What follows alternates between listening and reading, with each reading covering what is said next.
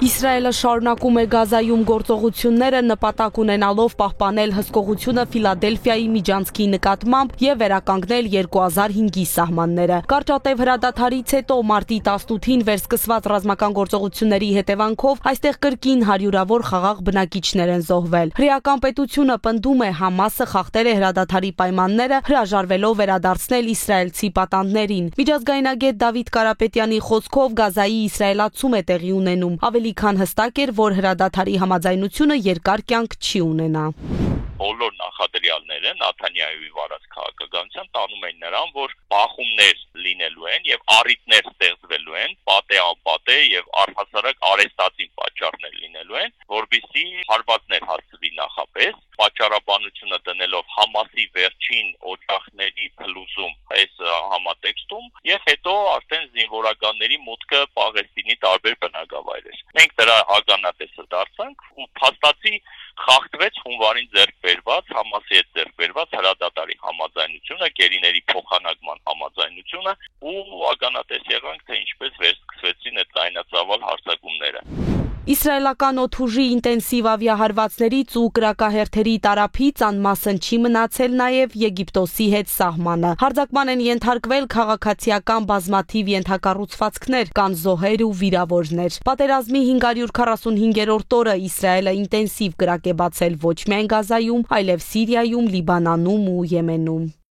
Իրենց մոտ կա սկզբունք տարածաշրջանում լուծել կոնֆլիկտը բոլոր նրանց հետ, ովքեր ունեն կոնֆլիկտ Իսրայելի հետ։ Տվյալ դեպքում նրանք թշնամի են համարում Եմենի հութիներին, Հեզբոլային, Համասին։ 2023 թվականի հոկտեմբերի 7-ից սկսած միայն Գազայի վրա 100,000 տոննա պայթուցիկ նյութ են նետել։ Ու այսքան ժամանակ այդ էսկլավի ենթակառուցվածքների շենքերի 80%-ը ոչնչացվել է, 50,000 պաղեստինցի մարդ զոհվել։ Ու դա անդադար ամենօրյա ռեժիմով այս թվերը աճում են ու կասեցնող չկա։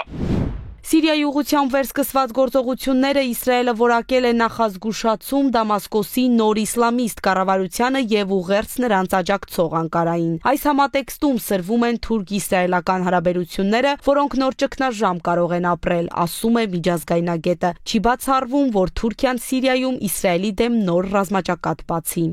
Թուրքիան անմիջապես Սիրիայի տարածքում որոշակի ռազմական գործողությունների սցենար կարող է պատրաստի, անգամ, այսինքն ստացվում է ուրիշի օտար սուվերեն տարածքում իր ռազմական ներկայությամբ եւ իր ռազմական ուժերի միջոցով կարող է ինչ-որ ռազմական գործողությունների գնա։ Ես չեմ բացառում դա, որովհետեւ ակնարկ եղել է արդեն իսկ։ Ըստ միջազգայնագետի գործողությունները ցավոք շարունակություն կունենան այնքան ժամանակ, քանի դեռ աշխարհը շարունակում է լուռ մնալ։ Հրեական պետության յուրաքանչյուր գործողություն առայժմ իրականություն է, քանի դեռ Ամերիկայի Միացյալ Նահանգները կանաչ լույս է տալիս։